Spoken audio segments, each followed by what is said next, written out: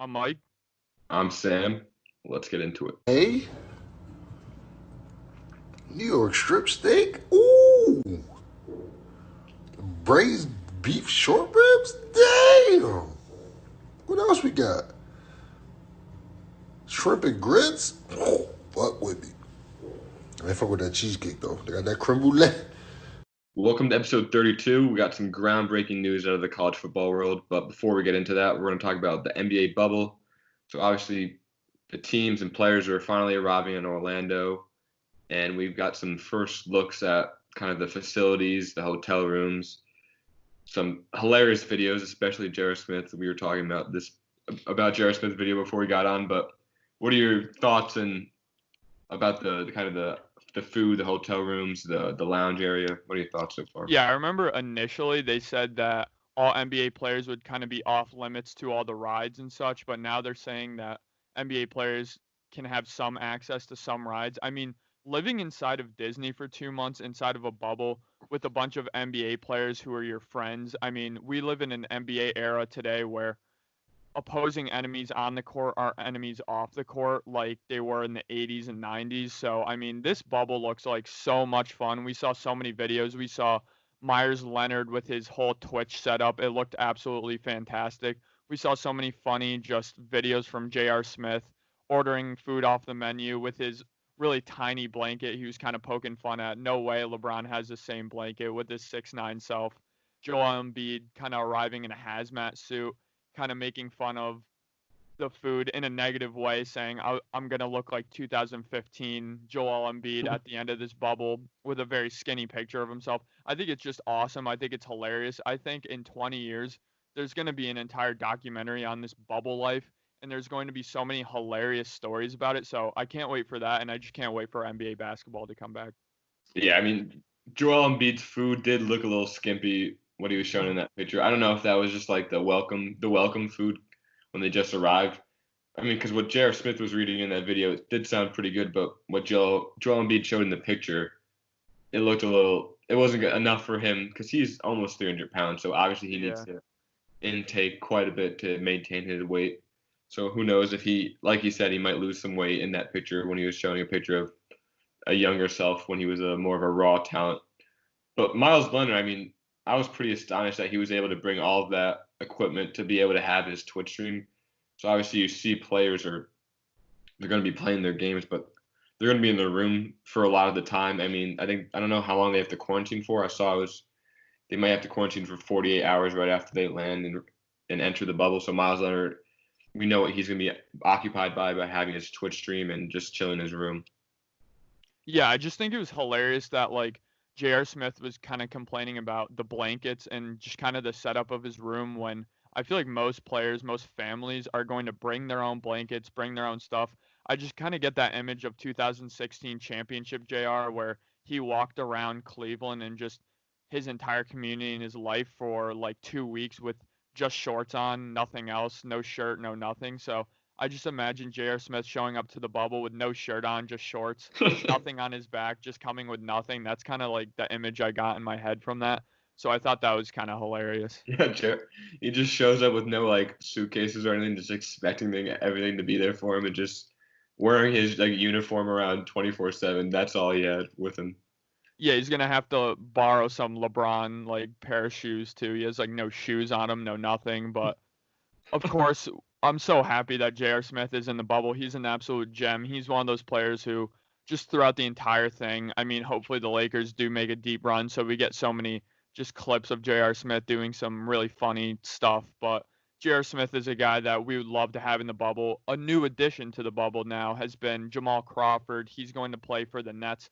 The Nets roster, it's really disappointing because I think they could have been one of those 8 seed teams, 7 seeded teams where they really give the 1 or 2 seed a lot of trouble with Spencer Dinwiddie, with DeAndre Jordan. But of course, those two guys I just named are going to be out. So it's a little disappointing seeing, again, a Nets team who last season with D'Angelo Russell showed so much promise in the playoffs and really did play very well.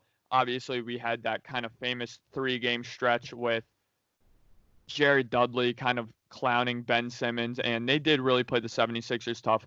So it is disappointing again to see the Nets not be at full strength, but I do still expect the Nets to make the playoffs and the Nets to maybe even win one game on the back of Karis LeVert. Yeah, this training camp that the teams are going to be entering the next couple of weeks before the season starts, it's going to be extremely important for the Nets because, I mean, 3 of their players and potentially their starting lineups are new to the team right away. So you have Tyler Johnson, Jamal Crawford, Michael Beasley. So those people have to get acclimated to the roster and the chemistry with the team very quickly if they want to make any noise in the playoffs or be able to make it into the 8th spot. Certainly, and with all the COVID kind of spikes in Florida, I know a lot of people around the country have been kind of questioning the validity of all of this, the safety of all of this. And I know news just kind of came out. I know Adam Silver has said, yeah, it's possible that we play a couple games, then we stop for permanent, which would really suck. But I know that a senator, I believe he was in Missouri, was really adamantly against this bubble, just saying it was unsafe, saying I don't know how it's going to happen. And he actually leaked an email he received from Adrian Wojnarowski, who is very famous for kind of being the Adam Schefter of the NBA. Yeah, and if you don't know who Adam Schefter is, of course, these 2 guys, Wojnarowski and Adam Schefter, both kind of just leak all the NBA or NFL news before they kind of come to mainstream. They have so many inside sources to the point where they're just very reliable in terms of free agency, rumors, trades, everything like that. But Adrian Wojnarowski basically wrote an email to the senator with a bunch of F-bombs, just absolutely swearing at him, cussing him out. And everybody was kind of making fun of it, like, wow, this is a big Woj bomb. But, yeah, I saw today he did issue an apology today. So that was kind of interesting coming out of the NBA world, kind of related to the bubble while we're on that topic. Yeah, I mean, if they play a couple games and have to stop it, that would be a huge loss of money for the NBA. Because even just looking at the setup, there's a video of Terrence Ross kind of showing the lounge area. I mean, there's old school arcade games, which probably were a fortune. PS5s or PS4s, those PS5s haven't come out yet, but PS4s, Xbox Ones, ping pong tables. That was probably a huge amount of money just for all the entertainment purposes, and then also renting out hotel rooms for their whole teams, all these teams to stay in, which is probably just so much money for the NBA. So if they did only play a couple games and had to cancel it, that would really, really hurt the NBA financially. Yeah, I just think it would take a huge hit on the NBA's image in general for them to hype up this huge bubble tournament, first real sports league coming back, first major North American sports league coming back. MLS is back. They had a couple of games. They did. I know popularity in soccer isn't really like it is around the world. I would say it's probably 5th. Yeah. The 5th most popular sport in the United States, sadly for soccer fans. It's probably behind college sports if you count that. That's true. Yeah, that's true. I would even bump it down from 5th then, now that you mention that. That's very true. I think. No offense to MLS. Yeah, I don't think college baseball is more popular than MLS, but I do think college football and college basketball certainly is, but kind of gearing towards the NBA bubble. I think it would be a very bad look. Again, they're hyping this entire thing up. They put so much money and resources into it, like you just said, Sam, and for it to just crumble and fail so quickly right out the gate, that would be very disastrous. Obviously, they would take a huge just revenue cut from that. Not only that, again, I just think their image would be really shaken, and I think next season would just look very uncertain to when it's going to be played, just the whole scheduling of things, and just it would leave a huge just mark on NBA history for an entire season to not have a champion, an entire season to just not have a playoff. So that would really suck. Yeah, and people always talk about how Adam Silver is kind of the poster child for GM or commissioners in Major League Sports. And if he kind of has this huge blunder, that would really kind of push him down the totem pole a lot. Certainly, and he's been very contradictory with his statements. He's kind of alluded to the point where he doesn't even know if this is going to work. And with his statements recently, it really gives me the vibe that he's really not confident in this bubble succeeding ultimately. So that's why I'm not really going to be surprised if it does end up failing, because the commissioner, again, like you said, one of the best sports commissioners in the entire world, is kind of even uncertain about his plan for his just league resuming. So that doesn't really instill confidence into the fans, or for me at least. Yeah, he said there was a quote a couple weeks ago where he said like anything is a health threat right now, which is true, but you don't want to see someone who's putting together this huge project during a pandemic saying anything's a health threat because that's very concerning. Yeah, certainly. And I do respect him trying to push a bubble, push sports being played because he thinks sports is so vital to the health of this nation, which I really do agree with. And I think he's doing a very admirable thing for, again, pushing his league to come back. And so many players like LeBron James. I do think LeBron James's kind of effect on this entire situation is kind of being understated. I think without a player like LeBron James, not only in terms of who he is on the court, but who he is off the court, I think without a catalyst really pushing for the playoffs to be played, I don't think it would be being played at all with players like Kyrie Irving, players like even Carmelo Anthony kind of pushing back on the bubble. Yeah, you need because if you have that like relationship with the main star and they're kind of linking arm in arm to go through hell together, that's when you know like if he's backing you up, that's when you know you kind of it's time to go ahead with the plan. Yeah, certainly. And I think if LeBron James, I would never understand why he would do this and he wouldn't do this. But if he did not want the NBA season to return, if he was pushing up against the bubble, I'd be surprised if the NBA actually went through with the bubble because their main star is pushing against it. And so that's why I think they are pushing for it, is because their main star really wants it to happen and thinks it can happen. Yeah, I mean, there's so much parallels between kind of Michael Jordan's NBA. If you watch The Last Dance, you kind of see David Stern was kind of starry-eyed when looking at Michael Jordan and talking to him because he was so important to the league's success, kind of catapulting them into the hierarchy of sport leagues across the world because that's when basketball became kind of a worldwide sensation when Michael Jordan and David Stern. So Adam Silver and LeBron have that relationship, though. So you know LeBron is pulling more strings than a lot of players across the league. Yeah, I mean, besides those Jazz Bulls series in the 90s where the Bulls won all those championships, besides those series, all the top 20 most viewed televised sports events for the NBA has been with LeBron James in all these finals, going to 9 finals in the last 15 years, which really is incredible. LeBron James is just an absolute revenue monster for the NBA. That's why that huge thing just this past year with China came about, because you can't have your biggest star kind of degrading the biggest market for the NBA, sadly, even though I do think that was the wrong thing for LeBron James and the NBA to do in response to kind of the Rockets GM and ownership with the whole Hong Kong China thing. But again, LeBron James, it just shows how big of a superstar he is and how much the league does still rely on him.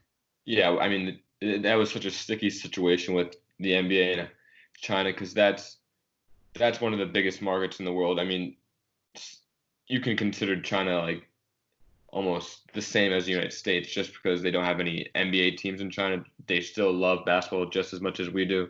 So that's why they kind of didn't want to sever that relationship because there's so much money. But yeah, I mean, LeBron, it was a very sticky situation going on there.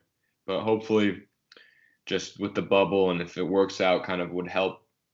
If the Hong Kong situation to kind of deterred some fans from watching basketball, maybe this bubble kind of will help people come back to basketball and just keep the players safe and just bring entertainment back to us, sports entertainment that we're all craving. Certainly, it's really crazy to look at some other countries. I remember watching an NBA broadcast from Turkey, and they had like a big black bar over Enes Kanter playing, which was just absolutely crazy to see. I think the China government actually ended up removing a lot of symbols of the Rockets, and the Rockets are China's team, which is absolutely huge. But yeah, again, hopefully this bubble kind of brings back in the fans internationally and kind of reins in on how great of a league the NBA is. Yeah, and there's so many storylines going on. We've talked about them in countless episodes. I mean, Giannis finally, if he's able to make it to the NBA Finals, and I saw some reports saying that Chris Middleton hasn't picked up a basketball in 2 to 3 months. Giannis on 10, even more weight on Giannis's back because his second best player is going to be extremely rusty. Yeah, that's really just awful to hear because even Chris Middleton has been very just inefficient in the playoffs. He's been very streaky. He's good for a 30-point game. He's good to be your best offensive player sometimes, but sometimes he's just kind of non-existent out on the court. We saw that the last time the Bucks ended up playing the Lakers actually, where the Lakers did beat the Bucks. Chris Middleton just was not very good in that game. I really, really do not trust Drew Bledsoe, or not Drew Bledsoe. Wow, their point guard at Eric Bledsoe. Eric Bledsoe. Yeah, they're both number 11s. I know he was actually wearing. I think Terry Rozier was making fun of Eric Bledsoe at some point, and he was wearing a Drew Bledsoe jersey, which was really funny. A couple series ago, where the whole Scary Terry kind of media hype was going up. That's kind of where I got it confused. But I really don't trust him either. Again, I think Malcolm Brogdon, who is not going to be playing in the bubble, I believe, for the Pacers. But I think that is still such a huge hit to their team. Brook Lopez hasn't been as good as he was last season, so I'm really worried about this Bucks team. If they end up winning the finals, it's going to be on the back of Giannis Antetokounmpo and one of the greatest playoff runs in NBA history, on par with guys like Kawhi Leonard last season. I think it's extremely important for the players around Giannis to show up, because if they flop and they lose in the second round of the Eastern Conference Finals, and the blood's on their hands for Giannis walking in free agency and going elsewhere. I mean, I think we all know that Giannis wants to stay in Milwaukee, but he also wants to win. So if those players around him aren't able to win for him, I think he'll leave. Certainly, I'm really worried about the Bucks because I feel like the entire conversation has been, oh, who's going to come out the West? Who's going to play the Bucks in the finals? Just Clippers, Lakers, Rockets. Who's going to come out of the West? But the conversation really hasn't been who's going to come out of the East, because the Bucks have really been just a kind of automatic shoo-in. But you have a team like the Raptors, who are such a cohesive unit, have so much deeper of a roster and just better overall players than the Bucks do. Obviously, the Bucks have the much better player in Giannis Antetokounmpo, but we saw what the Raptors were able to do against Giannis in the playoffs last year, even removing one of the best defenders in the league in Kawhi Leonard. You still have Pascal Siakam, you still have Serge Ibaka, you still have some really great defenders and really big bodies, athletic guys to throw out Giannis. So you even have teams like the Celtics, who are going to be really dangerous. Teams like the 76ers, who, of course, are going to be dangerous in the East. So I'm a little bit worried about the Bucks and making it out of the East, quite frankly.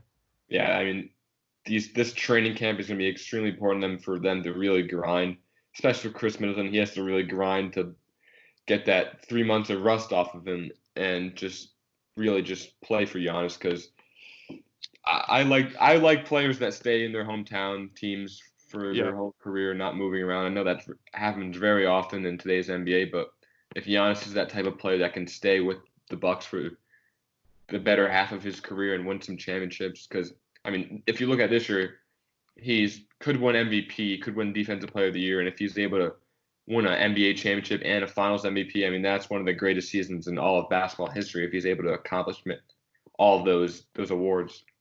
Yeah, it's very infamous in sports. I know we see it in the NFL all the time, not as much as in the NBA, but still, where the MVP very rarely ends up winning the championship, very rarely ends up winning the Super Bowl or the finals. So for Giannis Antetokounmpo to end up doing that, it would definitely etch his name in the history books of the NBA. Yeah. So moving on to our next topic, I mean, huge news out of the sports world. I think probably this is some of the biggest news since sports were shut down back in March. So college football.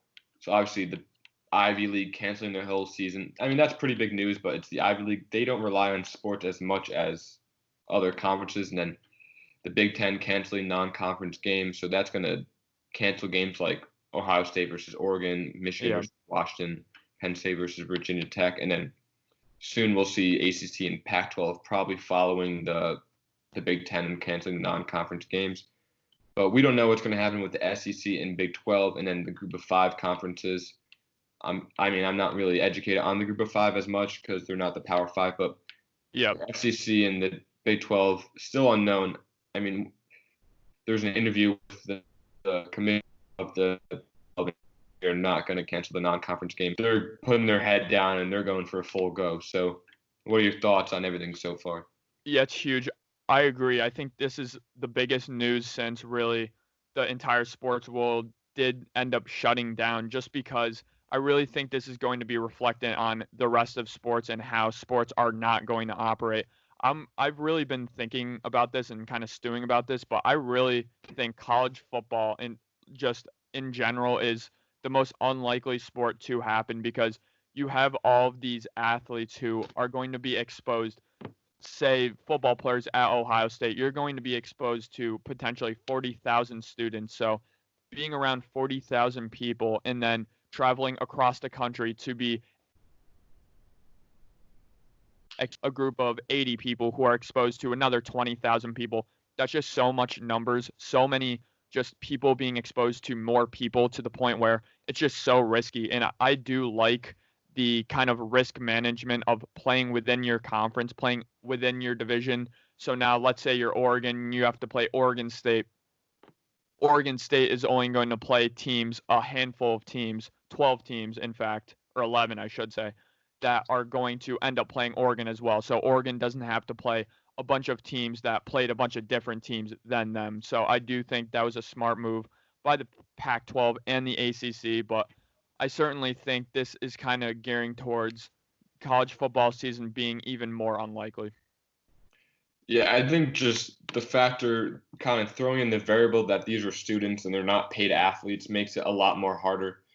And I think just kind of canceling the non-conference games, they're trying to cut down traveling as much as possible, because usually in these conferences, the teams that they're going to play are close to them or near them. I mean, Yeah. looking at the Big Ten, if Ohio State as an example, the farthest they would have to travel is probably be Maryland if they were to play them in their conference. But That's I not mean, too bad. yeah, it's drivable to Penn State, it's drivable to Michigan. That's just really cuts down traveling and just exposure. But these are students, and they're not paid. So if they're not getting paid to quarantine and stay in a hotel, it's going to be extremely hard for them to convince them, because they're kids like us. They're teenagers. They want to go out and meet new people and party and just all that stuff. So it's just so hard to contain them, because they are semi-pro athletes. But I think by canceling the non-conference games, I think it's a kind of a step in a good direction, because they are kind of eliminating that variable. But I just don't see how football might just them not getting. I see a couple weeks maybe the conference games even getting canceled for football. Yeah, it's going to be a little bit disappointing, where college football and the college football season is going to be slightly less competitive than we usually see it. I think it is kind of fun to think about.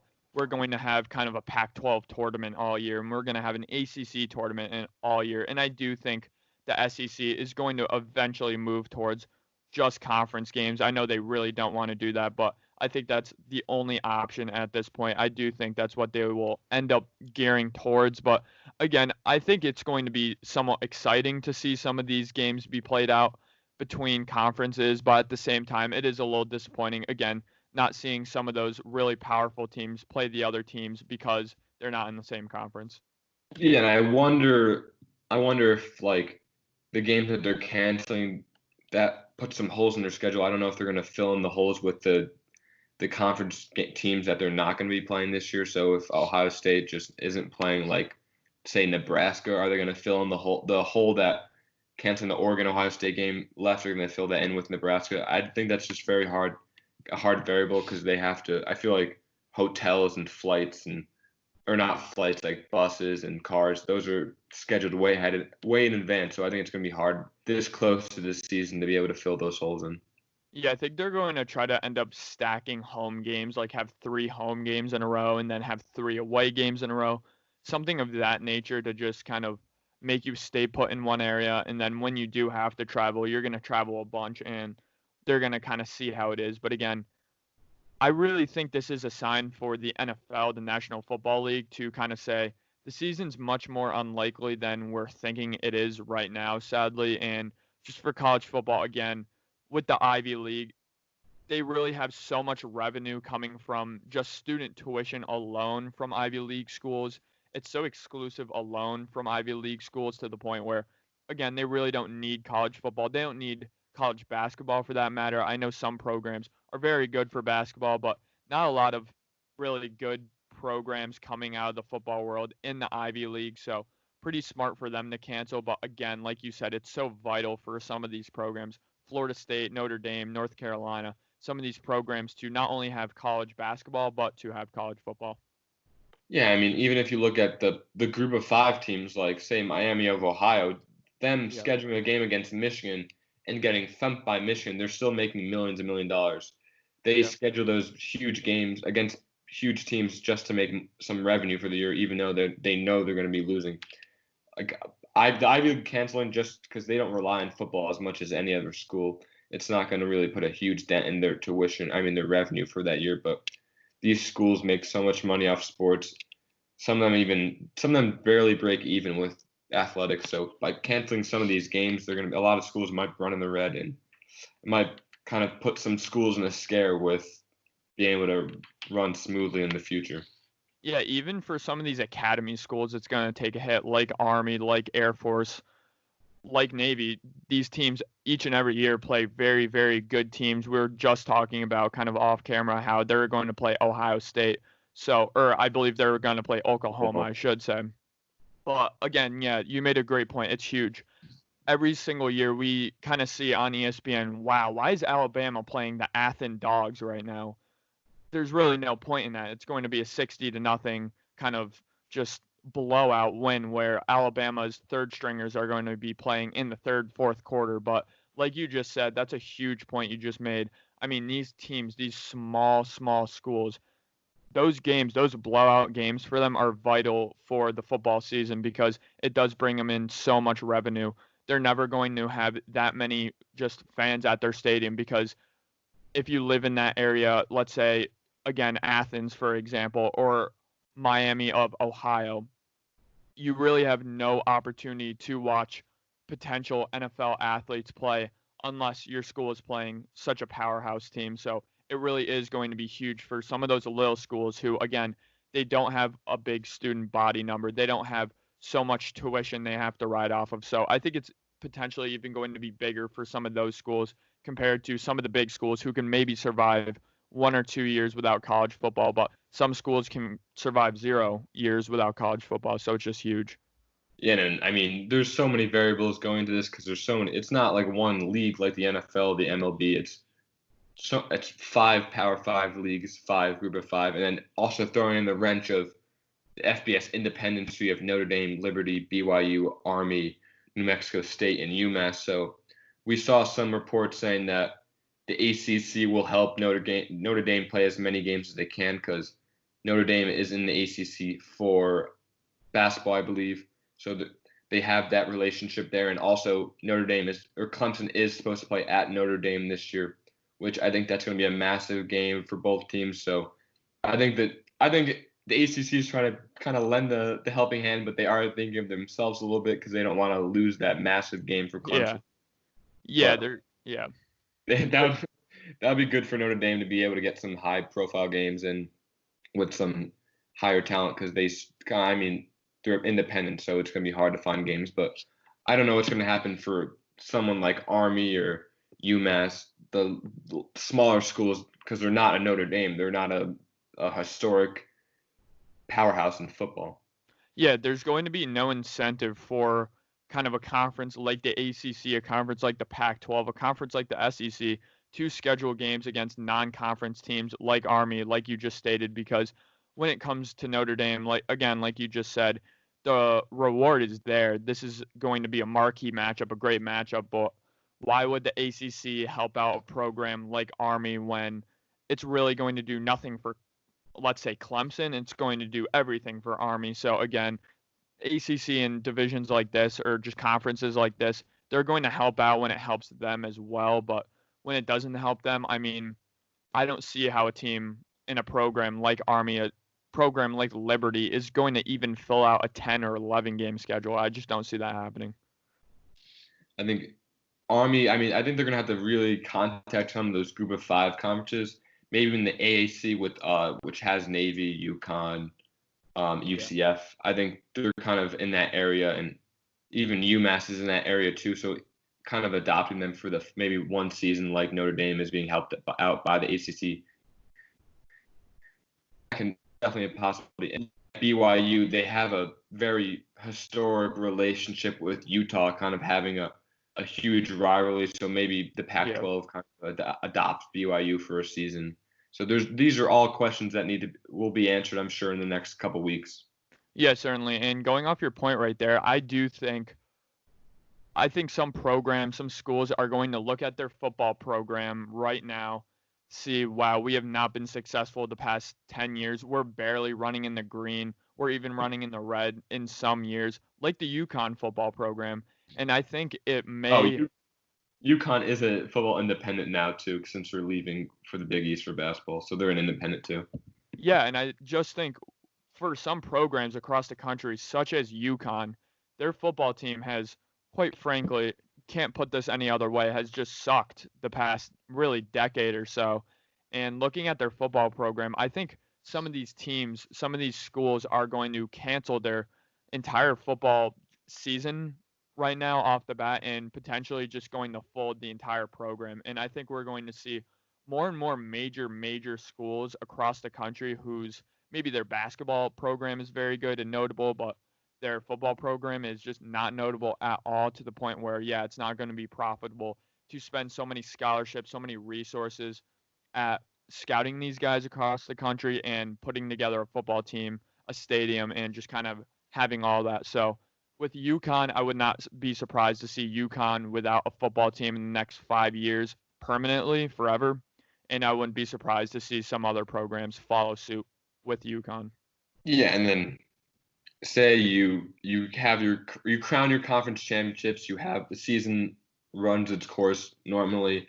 What's going to happen with the college football playoff? Are they even going to have that? Are they going to have a national championship? Or are they just going to have strictly conference championships this year? Is it going to be, say, Ohio State's the conference champions, Clemson's the conference champion, USC or Oregon for the Pac-12, Oklahoma, Texas for the Big 12, and then Alabama, Georgia, or whoever wins the SEC? Are they just going to crown the conference championships and end it there? Or are they going to be able to kind of keep going and have a college football playoff and a national championship?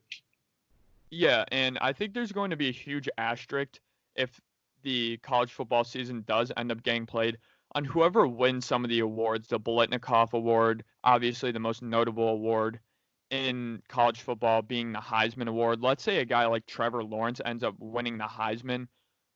We're going to look and say, well, who's your competition? You played no SEC teams. You played Florida State. You played Notre Dame. You played North Carolina. That's great, but I mean, who is really the real competition? Who's the top 5 team you ended up beating? That's so vital to each and every single Heisman run, in my opinion. Of course, it was for Joe Burrow last season, playing the competition he played, playing Alabama and playing great against them, obviously winning against Clemson. So, again, for the Heisman just journey for each and every player, each and every season, it's so vital to have those marquee matchups and those key wins.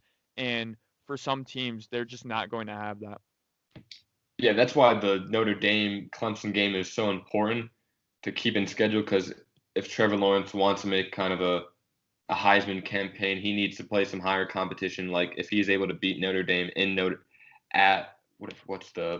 I'm forgetting where Notre Dame is, but if he's able to win at Notre Dame, that's going to be a huge plus for him on his resume, because historically the past couple of years, the ACC has been nothing really. I mean, it's been a cakewalk for Clemson. I mean, you have the programs like Florida State, Miami, who historically are good programs, but the past 5 years, 3 years, I mean, you have Miami had one good season in the past 5 years, which, I mean, they really fell off at the end, but yeah, it's always a cakewalk for Clemson. So, I mean, it's going to be hard to name a Heisman Trophy if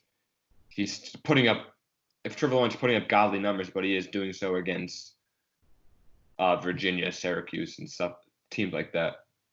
Yeah, absolutely. I mean, with Clemson, I think it's one of those cases where not only the programs kind of around them have been bad in the ACC as of late, but they've been such a powerhouse to the point where it's kind of like the AFC East. No one's getting past Brady, no one's getting past the Patriots, and that's kind of been the theme for Clemson, really specifically the last couple of seasons, again, under Trevor Lawrence, under Deshaun Watson. I mean, under Dabo Sweeney, just that entire coaching staff, that entire roster has been star-studded, so really no competition for them. So again, it's going to be a little disappointing to watch some of these games play out and not have this great competitive, not roster, I should say, but schedule, just game in and game out. But again, any college football would be great.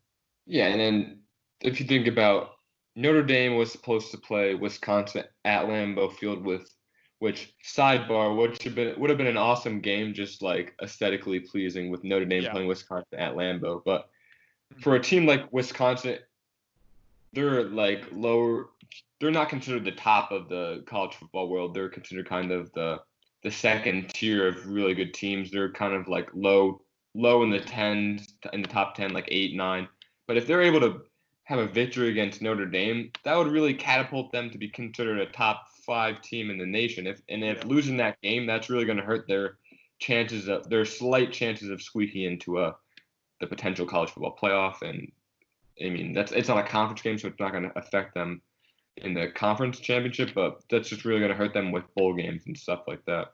Yeah, again, polling is just going to be so difficult next year or this upcoming college football season. It's just going to be so difficult for whoever decides the rankings each and every week to place teams properly. I think we're going to see a lot of 2-loss teams, 3-loss teams pretty high up in the top 25, which we usually don't end up seeing midway through the season. So I do think that's going to happen, but I do have a little bit of a sweet spot for programs like Wisconsin, like you stated, because maybe they're not the most competitive year in and year out in their conference, but they're always good for some NFL talents.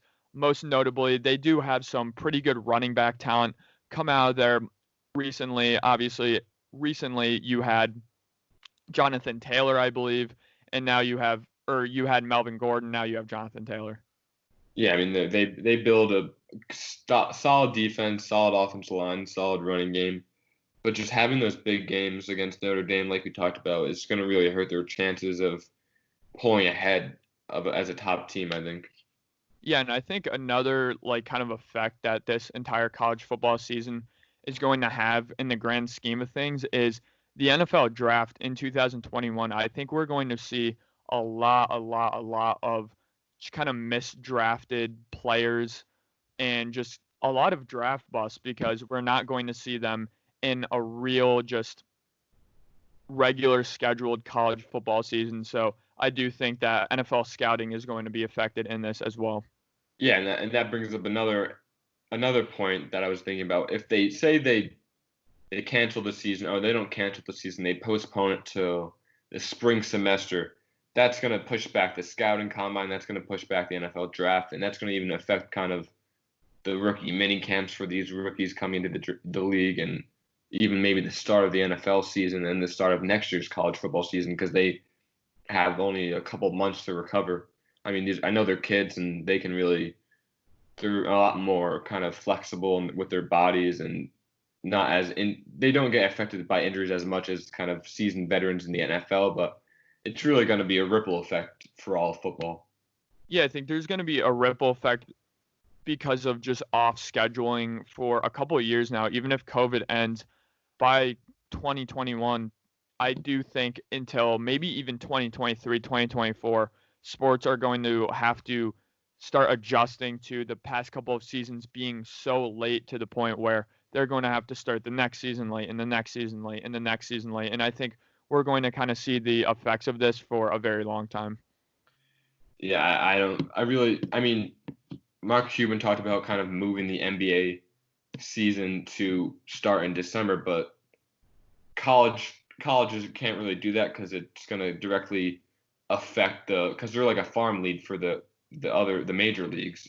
So it's going to affect kind of the NFL start of the season, draft. There's just so much variables that are put into it. And then also college basketball kind of runs a lot into the spring semester. So having football there, that's going to take away views and just really disrupt the college basketball season as well. I mean, we haven't even seen reports for the college basketball season either with their conference games and non-conference games. So I'm sure those reports about that will be come out soon too.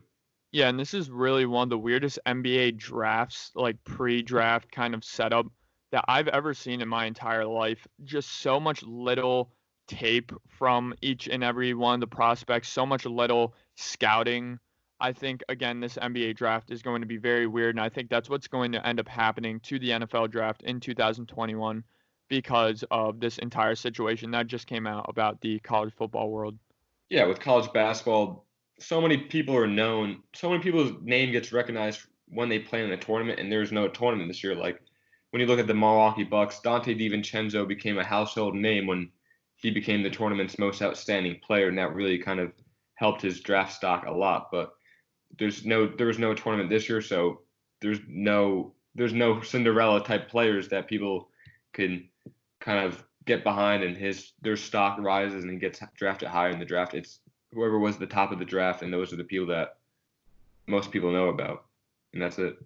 Yeah, and usually the tournament kind of exposes the hidden gems that are in within the NBA draft. I know guys like Buddy Hield would not even probably be first round picks if it wasn't for their tournament play, for their kind of famous tournament play, and he ends up being a very good NBA player for the Kings. I mean, then you have guys that kind of overachieve in this tournament, guys like Shabazz Napier on the UConn team really wouldn't even be a draft pick in my opinion if it wasn't for his kind of tournament play. The last two seasons of his UConn career ends up getting picked by the Miami Heat very late in that draft. So again, just a lot of effects because of this college football news. Yeah. So moving on to our next topic, we have the NFC West, our last division we're going to look at in our NFL preview. So the teams in this division, we have the Cardinals, Rams, 49ers, Seahawks. So you want to give us the background, a preview of this division? Yeah, so 3 out of 4 of these teams in 2019 were 8-8 or better, or 9-7 in better or better, I should say. I mean, you had the 49ers go 13-3, the Seahawks go 11-5, then you have the Rams go 9-7. So looking at this division going into 2020, this division got even better with teams like the Cardinals at the bottom having just an absolutely huge offseason. So in my opinion, this is just the most competitive division in all football, and it's led by the NFC champs, San Francisco 49ers. So again, they just lost the Super Bowl to the Chiefs. We kind of talked about them in a short video me and Sam just made, but they did have a really great offseason. Now, I know news just kind of came out about Raheem Morrister requesting a trade. They kind of have a loaded backfield, so he's not going to get the contract he wants or the touches he wants. But again, they re-signed some key players like Kendrick Bourne, Matt Breida, Eric Armstead, Jason Verrett, Jimmy Ward. I mean, they brought in a wide receiver in Travis Benjamin because they did end up losing Emmanuel Sanders. They did trade DeForest Buckner and his huge contract, but then they ended up drafting Javon Kinlaw and Brandon Ayuk. So even another replacement for Emmanuel Sanders outside of Travis Benjamin. So, I mean, they did really have a great offseason. They're going to be looking very strong with Kyle Shanahan and Jimmy Garoppolo coming off of his first season playing a full 16 games, which I think is something to note as well. So it's going to be really interesting seeing what they can do week one going into that week one matchup against the Arizona Cardinals. I think the 49ers are kind of the team to beat in this division. Again, I think they're going to be very good for the foreseeable future. I mean, we both think John Lynch is an excellent general manager, and he's constantly making moves to make his team better and make his team the front runner in this division. But yeah, I just like they traded Matt Breida. They traded, or I don't know if they're going to trade Mostert. I just think he just wants more money. If they give him money, he might stay. But I mean, they still have Tevin Coleman, who is a solid running back. So if they lose those running backs, they have Tevin Coleman, then they definitely have someone else in the woodworks that would step up because John Lynch is great at finding talent. So I think that's not going to be much of an issue. But I just like the moves that they're constantly making. They're constantly getting better, making changes, getting younger, getting faster, less money being used. Like DeForest Buckner had a huge contract. They signed and traded him to the Colts and immediately got Javon Kinlaw, who was all pro potential, which Buckner wasn't all pro. So they got that back, honestly. So I'll see. I think the 49ers will repeat as division champs. Yeah, and now I would be careful with the 49ers just a little bit. We just saw the Rams kind of have a Super Bowl hangover when they ended up losing to the Patriots. So now you have the 49ers, of course, coming off of a loss to the Chiefs. I think this team does have a potential of a Super Bowl hangover. I do think this team is going to have Jimmy Garoppolo really take a step up and be a solidified top 15 quarterback in the NFL right now, because I think he's hovering around that 15 to kind of 22 spot in terms of starting quarterbacks in the NFL, in my opinion. So I do think this team is going to have to get better and more consistent in the passing game, because when you look at the NFL, the two least consistent things that carry over from season to season are number one, defense, and number two, running game. And that is the two things that this team was so reliant on in 2019, 2020. So I do see a bit of a potential for a Super Bowl hangover for this team, because again, they're so reliant on that run game. They're so reliant on that great defense, but they didn't really lose anyone on the defense to suggest that they're going to take a major step back. And they didn't really lose anybody on the offensive end as well to suggest a major step back. So again, I do expect this team to be division champs. I think they're going to be better than the Seahawks, the Rams, and the Arizona Cardinals. But again, I would not be surprised to see this team finish 9-7 like the Rams did this past season.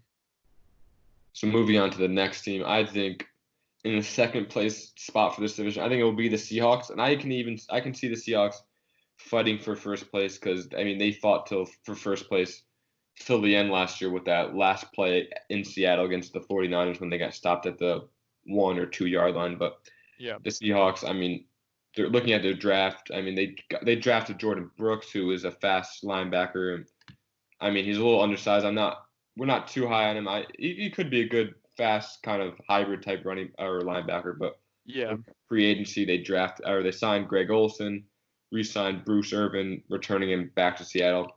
They got Quentin Dunbar, who we don't know if he's even going to be able to play with his jail time, and I don't know with all of that. They got Carlos Hyde. They signed a couple offensive linemen to help Russell Wilson, who is constantly running for his life and scrambling for extra time. And then they got Philip Dorsett. So they obviously are trying to help their defense, help their offensive line, and add some weapons around Russell Wilson. But I think obviously the story is their success always is going to fall on the back of Russell Wilson. Last year they made it to the playoffs. They made it to the second round, and it was all on the shoulders of Russell Wilson. He didn't have that much help around him. I mean, the only notable weapons he had was Tyler Lockett and DK Metcalf, really, and he was still able to will them to the playoffs. So the success is just always on his shoulders. Yeah, I'm just really not in love with the Seattle Seahawks offseason this season. Now, I do think DK Metcalf could take quite a jump and be really a bona fide number 2 wide receiver in the NFL. And I think he can be a very good player for the Seattle Seahawks, less of a limited player than he was last season. But again, I really don't like their offseason, because their most just notable free agent was Jadeveon Clowney, and they ended up kind of letting him be a free agent. I still do think he's going to be a Seattle Seahawk going into 2020. But with that being said, he's not on the roster right now. But again, you said they had some adds like Bruce Irvin.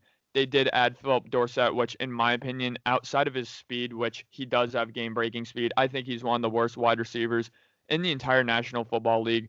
If you wanted to watch the New England Patriots play last season, it was very apparent that there's no wide receiver who is off page so often with Tom Brady. Then Philip Dorsett just really struggled in that Patriots offense, kind of finding just open seams in the defense, which is just so key for the Patriots offense to kind of revolve around that intermediate to short passing game. But kind of going off that point, I do think the Seattle Seahawks are a Russell Wilson injury from being the worst team in the NFL, quite frankly, or one of the worst teams in the NFL. Just a very depleted roster, just not a good team around Russell Wilson.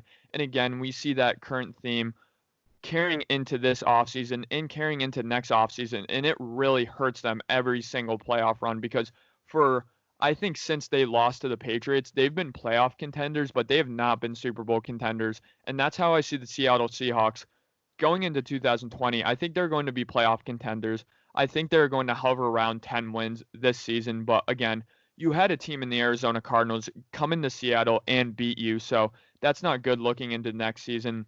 And just looking at this team's playoff woes the last couple of seasons, they always struggle, win or loss. And just going into kind of the playoffs last season, they really struggled against the Eagles, struggled to pull away against just a Eagles team that limped to the playoffs. You even had Carson Wentz go down with an injury in that game, barely escape from Philadelphia with that win. You go into Lambeau, you play a 13-3 team, really, really tough. I will give them that, but again, I don't think you were too high on the Packers team last year. I know the media wasn't. I really wasn't either. I think that was a very weak one-seeded Packers team. So Seattle really struggled in that Packers game. The Packers really struggled in that. I think it was just who would struggle less. So the Packers did end up winning that game, kind of getting blown out against the 49ers the following week. But again, I just see Seattle being stagnant this offseason. I think they will be playoff contenders, but not Super Bowl contenders. Yeah, I mean, I couldn't agree more. I mean, their off season with the draft, I think they always try to get that sneaky player. You saw it with Jordan Brooks, but in Yeah. hindsight, who knows if it's going to really help their team if he's going to be able to be that great of an NFL player. I think they really need to have more successful off seasons for them to be back into the Super Bowl contention.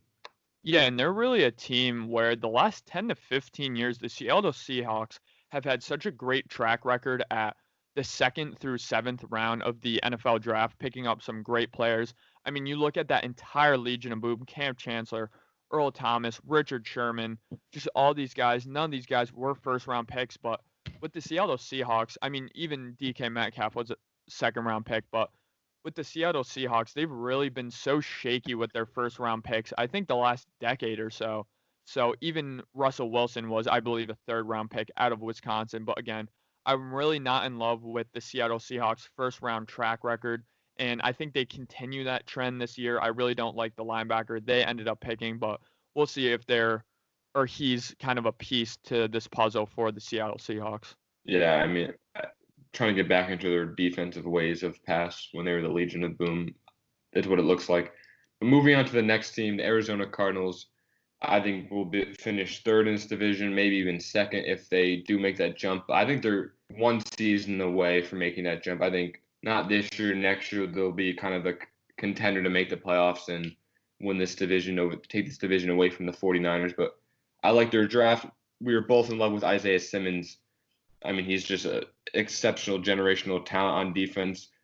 But I think what the Cardinals need to do with him, I think we both agree that he needs to kind of be a freelance and do what he wants on defense. They can't really stick him in one spot on the defensive side of the ball because that will kind of hurt his growth and hurt just the player who he is, and that is playing every position. If they just put him at linebacker, that's going to take some of the kind of the characteristics and skill away from him. And then also notably trading David Johnson, some other players for Nuke, DeAndre Hopkins, adding a massive weapon to their wide receiver core with Larry Fitzgerald, Christian Kirk, our boy Andy Isabella to help a young Kyler Murray. But this is Cliff Kingsbury's second season, and I'm excited to see what he can kind of more implement the air raid offense even more into the NFL. Yeah, I mean, along with the Denver Broncos, there's no team as overhyped going into next season than the Arizona Cardinals. I mean, and this hype is warranted in my opinion because they had an absolutely phenomenal offseason. I mean, they had so much holes on that defense last season. They had some good players on the defensive end. Obviously, one of the best edge rushers in the entire NFL in Chandler Jones. But again, they signed Jordan Phillips from the Buffalo Bills. They signed Devon Kennard, who he was a New York Giant for a while. He played a season with the Lions. He played very good last season. They signed DeAndre Campbell from the Falcons. And, of course, drafting Isaiah Simmons, like you said, that's really going to bolster that defense to the point where I do think they have the defensive personnel to be pretty good. They signed a cornerback. I believe his name is Ronald Alford. I know his last name is Alford. He's a good third string cornerback too. So, I mean, they did really bolster that defense. Of course, they had a really good draft in drafting, again, like we said, Isaiah Simmons. They drafted in the third round Josh Jones, who was kind of a consensus fringe first-round talent coming out of Houston, so he's going to be able to step into that right tackle position, I believe, and start not right away, but at some point in the season. So that's going to be huge. They did end up losing their center, AQ Shipley, who I know Kyler Murray loved, and I really liked that center position. I thought he was a very solid center. I think he played for the Colts for quite a amount of time too. I think he was a backup for the Colts at some point, but again, they're going to move forward in the year with Kenyon Drake at running back, losing David Johnson to a trade, but he was really just washed last season, really lost a couple steps to his game. Just wasn't an explosive player. He was still a good receiver out of the backfield, but that's about it. He's going to kind of contribute something for the Texans, but not really starting caliber running back play, in my opinion. But again, I think this team, it's really shaky with the Cardinals because I think they're going to perform very, very, very well out of their division. I didn't state who they're going to play that yet. The NFC West, going into the teams they're going to play, they're going to play the NFC East, led by the Giants, the Cowboys, the Eagles, the Redskins, of course. Then they're going to play the AFC West, so the Jets and teams of that nature, the Dolphins, the Bills. So again, I think each and every single one of these teams in this division is going to play very, very well out of conference, out of division. So that's really not the problem with the Arizona Cardinals. I think the problem with the Arizona Cardinals is going to be in division play because, again, they did lose both games to the 49ers last season, played very well against them, but did lose both of those games. They did go 1-1 versus Seattle, winning a very impressive game up in Seattle, which I think that will carry over in the next season. But the biggest question mark, or the second biggest question mark for me with the Arizona Cardinals, I'll get into the first in a minute, but is going to be the Los Angeles Rams because they got absolutely blown out 2 times in a row against the Rams. So if they lose both games against the Rams next season, they're going to finish fourth in this division. I really don't see any way around that. So I do think the Arizona Cardinals are going to have a lot of tough sledding going into the 2020 season. I do expect them to be the third or even second seed. I think they do have the potential to be better than Seattle. They do have the potential to be better than the Los Angeles Rams, but right now I view them as kind of the fourth seed looking up. Yeah, I mean, I completely agree. I think looking at their schedule, I think if they lose a lot of games, I think they'll be kind of one-score games. I don't think they're going to get blown out of much games. I think they're going to be very competitive in all the games they play, but I think it's just about growing pains with building their relationship with DeAndre Hopkins, Kyler Murray, Cliff Kingsbury. I think it's going to be I can see them finishing second, but I think they're going to finish third. I'm pretty confident in that. But I'm excited to see them in 2 years where they can definitely kind of fight for the top of this division because they do have so much talent. They do have so much young talent. It's not like they're made up of a bunch of veterans. They do have young talent around them. But yeah, I mean, going into the next team, or did you have something you want to say about the Cardinals or? Yeah, kind of my biggest concern with the Arizona Cardinals is going to be their defensive coordinator, Vance Joseph. Really watching them last season, watching the Broncos, led by head coach at the time, Vance Joseph. I really do think he was so mismanaging some of his talent, like Bradley Chubb, Von Miller. I know they went like the first 6 weeks without a sack between those two deadly edge rushing pairs. So that really shows how incompetent Vance Joseph is in terms of schematic, just defensive coordinator, just being good, having your team play as a unit. So I do think if there is one downfall for the Arizona Cardinals, it is going to be Vance Joseph, and it is going to be this defense led by Vance Joseph. So this Arizona Cardinals team, they're going to have to play very, very well on the offensive end to warrant a playoff conversation. Yeah, hopefully they're in the market for a defensive coordinator after this season, or even in the middle of this season. Certainly. But moving on to the Los Angeles Rams, I absolutely love the Rams draft. Honestly, I mean they drafted Cam Akers, who I think is a very underrated running back coming into the draft. He is very, very shifty, very fast, very powerful, and obviously the big news is the Rams losing Todd Gurley, but Todd Gurley having some knee troubles and questions around Todd Gurley's relationship with Sean McVay, but drafting Cam Akers and then in the running back room with Darrell Henderson is the other running back's name, if I'm not mistaken. That could be a great 1-2 punch coming out of the backfield because so much on the burden was on Todd Gurley's back. for their offense, and that kind of ran them to the ground because they didn't really have a second option until they got C.J. Anderson later on in their Super Bowl run. But with Cam Akers and Darrell Henderson, that can really help Jared Goff take some of the burden off his shoulders. And obviously drafting Van Jefferson, who adds a lot of depth at the wide receiver position. He's a very good route runner coming out of Florida. And then for a lot of the other draft picks in this draft, they drafted someone like Terrell Lewis, Jordan Fuller, adding a lot of depth on the defensive side because they did lose quite a bit of defensive press in Monte Fowler, Corey Littleton, Eric Weddle retired. So they lost some players in the draft, in free agency, but they did kind of try to refill those holes with the draft.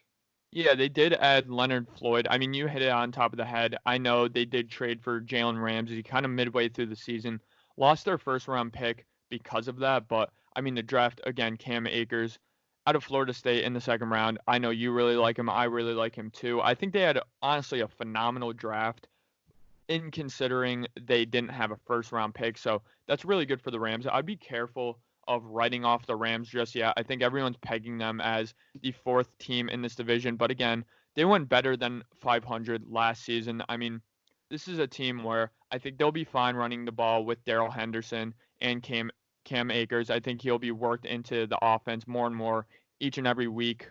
But again, I think their problem does lie with Jared Goff, kind of this offensive line, and more specifically their defense. I think the last season they really just played really just as a disoriented unit. They didn't play as a collective unit for that defensive end, just that defensive spot in general. So I do think the Rams do have a question mark at that defense, and again, do have a question mark with that offense. Sean McVay kind of got exposed a little bit because I think NFL defenses kind of caught on to what he was kind of trying to do with trying to do with Jared Goff, in the fact that manufacturing catches, manufacturing plays, kind of these one read plays where if you take away Jared Goff's first read, he's really a below average quarterback. So I think Jared Goff did get exposed in that a little bit last year, had an up and down season. So I do think the Rams coming into 2020, you still have to respect them. You still have to say they are the third best team in this division just because they are coming off of 2 seasons ago being the NFC champions, having a 9-7 record, barely missing the playoffs. So with this new playoff formation, I mean, I wouldn't be surprised to see them end up making the playoffs, but I do expect for this Arizona Cardinals team to take a step up, and I do expect for the Arizona Cardinals to be better than the Los Angeles Rams in 2020. Yeah, I think their success kind of lies in Jared Goff, like you said, and he needs to make a lot of progress in I don't know what's going to be the kind of the training camp in NFL this summer and in early August, but he needs to make a lot of steps forward in the potential training camp to be able to, for the Rams to be able to be successful on offense. I mean, you saw the numbers he was putting up when they did make the Super Bowl and they were making those playoff runs, but that was, like you said, a lot of just one read plays just manufactured by Sean McVay before the snap. I know a lot of reports saying that Sean McVay was making a lot of the audibles before the play was even when he had the microphone in Jared Goff's head. So who knows what's going to happen to the Rams? I think looking at this division, it's going to be the most competitive division in all of football. Yeah. I think just all teams are very, very good. And if they're, say, like the Rams are in the NFC East, I think they would be able to win the NFC East probably. Yeah. Just shows how good the competition is in this division. So, I mean, we think the 49ers are going to win. We think it's going to be 49ers, Seahawks, Cardinals, Rams. But I wouldn't be surprised if there's kind of a lot of fluctuation who comes out on top and who comes out on bottom. I completely agree. So, again, looking at the teams these teams are playing, I think it's a shoo-in for almost every, if not every single team in the NFC West to beat teams like the Giants, to beat teams like the Redskins, even split against the Cowboys and Eagles if they could each team go 1-1 against those teams. I mean, I think each and every team is better than the Jets, better than the Dolphins, better than the Patriots, even could give the Bills the run for their money. So again, the in-conference games are going to be so vitally important for each and every single one of these teams. And that's going to be the pecking order for this division with just who is going to come out on top in these divisional games. Whoever has the best divisional record is going to win the division, and so on and so forth. So for this season, I'm very nervous about the Seattle Seahawks just because I think, again, they are a Russell Wilson injury away from being a bottom 5 team in the entire National Football League. And I kind of have a weird feeling that is going to happen in 2020. But besides that, if that doesn't happen, I do see the 49ers being the best team in the division. I do see the Seahawks being a second, but kind of a closer second to third and fourth than a closer second to number one, in my opinion. I do think the Rams are going to finish third in this division, and I do think the Cardinals are going to finish fourth. Thank you, everybody, for watching. We hope you enjoyed. Let us know what you think about the state of college football and then what the standings for the NFC West will be going into this season.